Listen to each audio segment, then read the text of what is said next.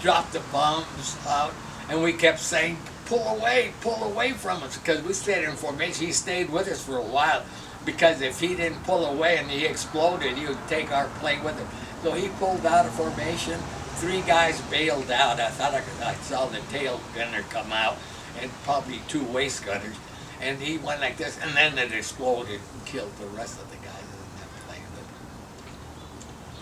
But yeah. Tata, will you tell us the dates, the years and the date of your first mission, and the year and the date of your last mission? I'm sorry, I didn't hear you. The dates of your first mission, and then the date of your last mission, so that we have an idea of the years. It was on June 21st and September 3rd, I think, was the last day. So. And the years? Yeah. Let's say those. Let's say those again. And when you say, when you're answering the questions, let's use complete sentences. So that we know the question to which you're answering. Do you see what I mean? So my first. The date of my first mission was, and then the date. But give the years too, Tata, because this is going to be, 50, 60 years from now, this tape's still going to be there, and the person, if you're saying June 21st, they're not going to know the year. So even when you talk about your, high school, everything, try to be specific about the dates. Okay. And I have a pad because I'm remembering stories as you're talking. And is it okay that I pipe in like that? Absolutely. Okay. You guys, this interaction between you guys is so much better than me talking. Okay. You can speak a little louder because okay. I have problems hearing and I'm swallowing, and it affects me. That's going well. So do you want me to ask again, or is he just gonna? So let's answer those questions, Mr. Huerta, that he was saying. If you could say, I flew 32 missions. Because when he asked you the questions, how many missions did you shoot? We probably won't hear him asking you the questions, and then you say, 32, and we won't know what it means. I see. Oh. But also include, say, my first mission was September whatever 1944. My last mission was June. Yeah. I flew total of 32 missions in action. But then you did, how many missions did you fly with Total. a volunteer? Remember on that other airplane? Oh, the other one. Now we flew 3 months. 3 months flying. 3 days on and 3 days off. So 3 days on, 3 days off times 3 months is that's about 62. Yeah. So I mean that's important too.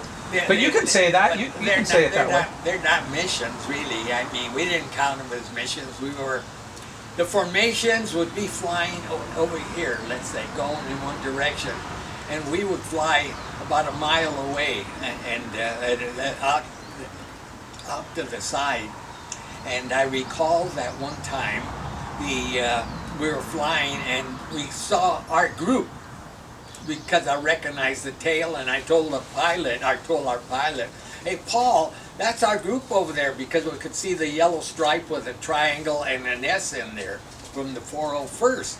And then so he started getting a little closer. I said, we probably shouldn't get too close, because they could radio somebody, the fighters, and they're not communicating with the radio guys in here, and think that we're a German plane that is giving the exact altitude. The Germans knew exactly what altitude. They throw it up high and low. Yeah, but I still think that we shouldn't discount that you were up 62 other times. You know what I mean?